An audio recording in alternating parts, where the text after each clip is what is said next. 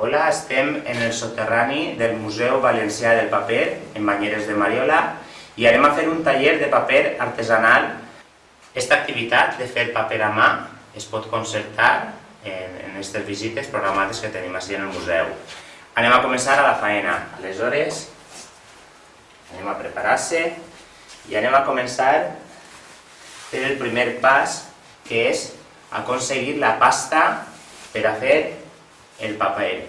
Actualment el taller de paper a mà que fem en el museu el fem de paper reciclat, però no hem d'oblidar que el principal element per a fer el taller és la cel·lulosa. La cel·lulosa que s'aconsegueix del paper actual, que ve de la fusta dels arbres, però antigament aquesta cel·lulosa s'aconseguia de les matèries vegetals que encontràvem a l'abast, com per exemple la palla, que en la palla hi ha cel·lulosa, o les cordes de cànem, tot això és cànem, o de llute, els mateixos draps de cotó, el cànem, l'espart, qualsevol matèria vegetal tenia cel·lulosa, que era el principal element per a fer el paper. I era un procés de reciclatge, tots aquests draps que ja no servien, dels pantalons, de les veles dels vaixells, de les cordes o de les xarxes de pescar, tot això era material que quan ja no servia es duia als molins i allí en els molins es triturava per a fer la pasta de paper, que és el que anem a començar a fer ja. Antigament, aquestes fibres que havíem parlat, provinents de la matèria vegetal, que són la cel·lulosa, se matxacaven en un morter com este, però més gran. Podem fer-lo de moltes formes, però nosaltres anem a utilitzar papers de periòdics que ja no es gasten, que es poden reciclar. Els papers que estaven fets de forma artesanal, com el que anem a fer ara, a l'hora de fer el paper, cada fibra anava en un sentit. En canvi, els papers que s'han fet en la màquina contínua, totes les fibres van en un sentit, que és el sentit que marca la tela metàl·lica on du el paper, per la mateixa inèrcia. Aleshores, per això, si jo vull trencar el paper, l'he de finar mig recte, perquè és el sentit de les fibres. En canvi, si volguera trencar-lo així, no me deixaria. Me du justament on estan les fibres.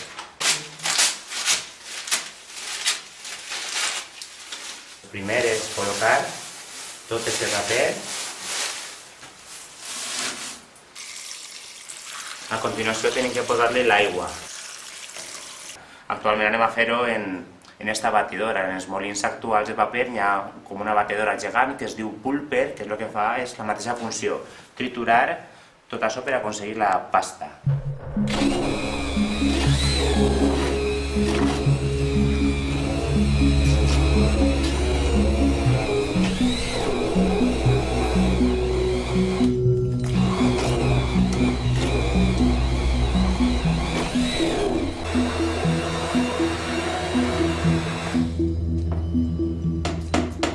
Ara ja tenim tot aquest paper triturat i ja tenim la pasta per a fer el paper. Este recipient d'ací es diu tina, que en la tina ara anem a introduir aigua. Tenim que omplir tota la tina d'aigua i després afegirem la pasta de paper.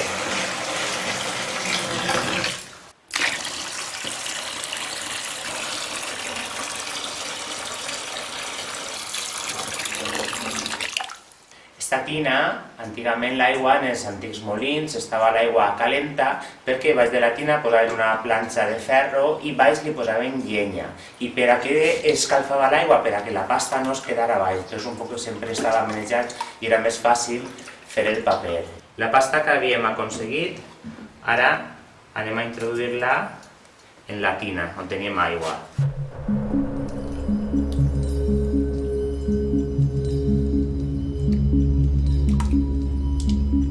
Un 80% aproximadament de la tina és aigua i un 20% aproximadament és pasta de paper. Tenim la pasta i tenim l'aigua i ara anem a manejar, amb l'ajuda d'esta pala, anem a manejar la pasta i l'aigua.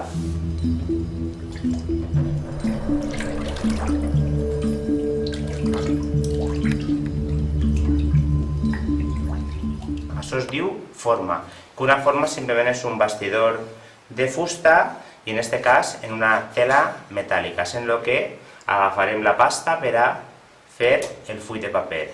A esta tela mosquitera se li cosia amb un fil de llautó o fil de coure, inclús fil de plata, una lletra, un escut heràldic. Això d'ací es deia filigrana, que la filigrana és la marca de cada fabricant de paper. En què consistia? Una vegada estava cosida esta filigrana, en la forma, quan tu agafes el paper, on està la filigrana, quan hi ha un poc més de relleu, ahí queda menys pasta. És per això que després al trasllum es aconsegueix veure la filigrana. Se li introduïa este marc per a que quan fem el full de paper no tinguera el que es diuen les barbes del paper. Així tenim una antiga forma, que és del segle XVIII, que tenim així en el museu per a mostrar-vos-la, i la forma, a part de lo que era la filigrana, també tenia els puntillons i els corondels, que eren un poc estos fils que venien a un costat i a l'altre, i era també una forma d'identificar el paper. Així tenim un antic paper, que en aquest cas està fet a mà, on es podem perfectament veure els puntillons i els corondels i també un poc la filigrana.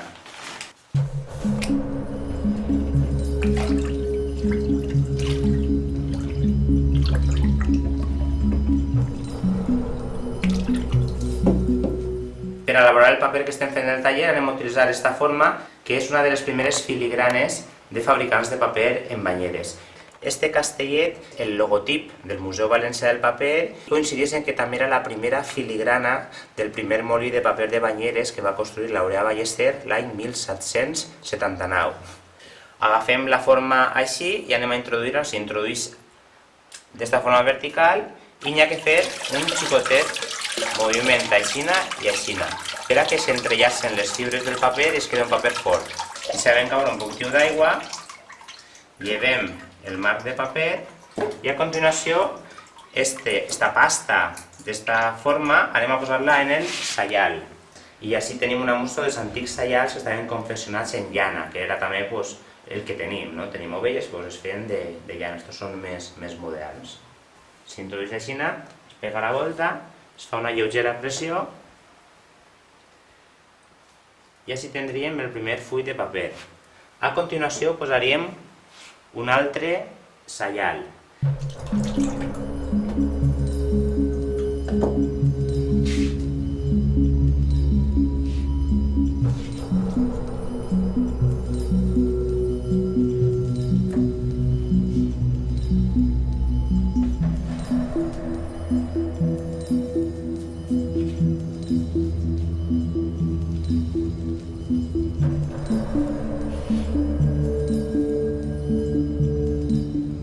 Si el fem sense el marc, apareixen el que es coneixen com les barbes del paper. Simplement queda un poquitiu esta forma, que per fer-lo de forma més artesanal, potser convé fer-lo sense el marc. Un xicotet moviment, i deixa que caiga l'aigua, i a continuació el paper el duem al saial.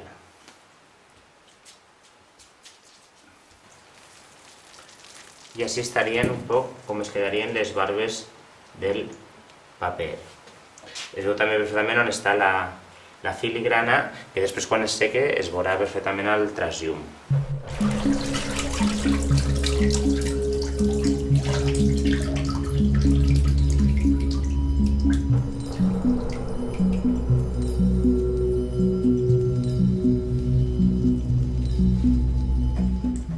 Que una posta eren 261 fulls de paper en els seus saials. Quan ja tenim una posta, s'introduïa en la premsa.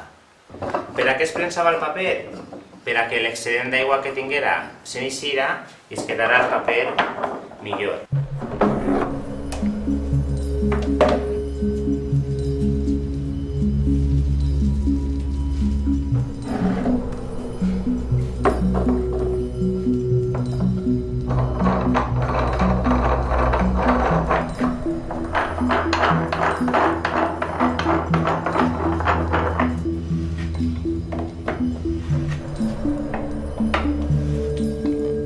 Una vegada premsat, s'ha eliminat ja l'excedent d'aigua, anem a llevar la premsa.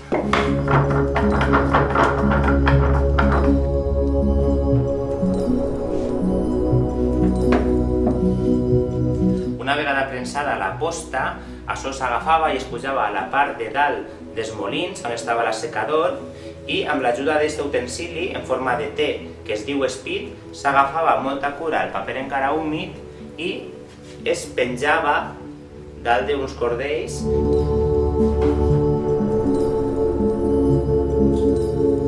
Anaven penjant-se tots els papers i ja s'obrien les finestres, l'aire anava passant i anava assecant el paper.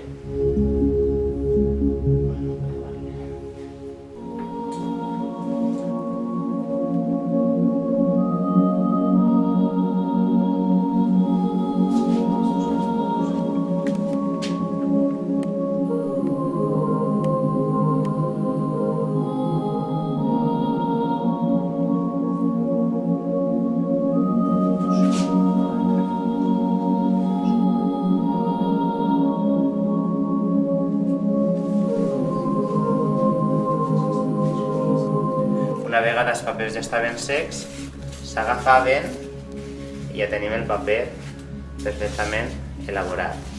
Uns quants tenen el que eren les barbes del paper i d'altres els que utilitzàvem el marc no tenen les barbes del paper. I és un paper reciclat, artesanal. Actualment aquest tipus d'activitat es gasta per a usos també artístics. Fixeu-vos, si tenim un poquitiu una mostra de papers diferents, amb tints diferents, amb fibres diferents, molt interessants, o per exemple podem fer sobres, o podem fer totes aquestes parts en fulles seques, decorades, utilitzar aquest tipus de paper per a fer gravats, que s'ha fet també així. En definitiva, és una altra forma d'apropar-nos al món del paper, en aquest cas d'una forma més artística. El paper, una vegada que estava sec, tenia diversos acabats. Per exemple, el paper que estava destinat per a escriure, per a que la tinta no passara, el paper el que es feia és que s'introduïa en una altra tila que tenia cola. Aleshores, simplement el paper s'introduïa, ja s'encolava i es deixava secar. Aleshores, aquesta cola impedia que la tinta passara.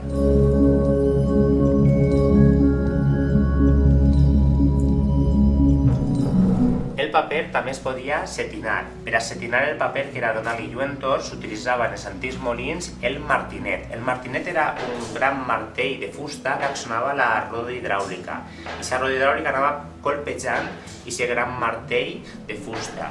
I eren els xiquets xicotets els que anaven posant els fulls de paper per a anava colpejant, anava donant-li aquesta lluentor. Una altra forma de poder satinar-lo era amb l'ajuda de, per exemple, una pedra d'onis, que simplement era anar passant la xina, era traure aquesta lluentor.